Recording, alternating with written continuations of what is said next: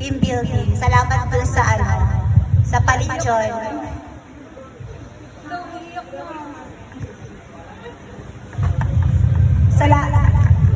Salamat dun sa binigay mo. Tapos yung effort mo kahapon. Appreciated ko yung anak na grabe, hindi ako makamove na nag-effort ka na mag-design para lang masabi na may picture tayong dalawa kasi wala ka.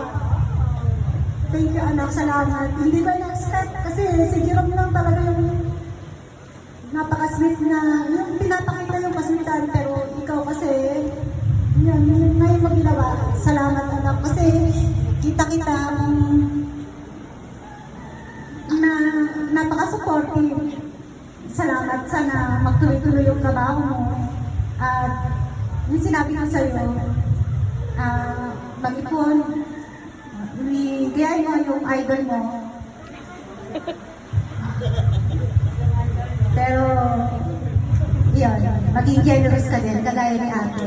Love you anak, salamat.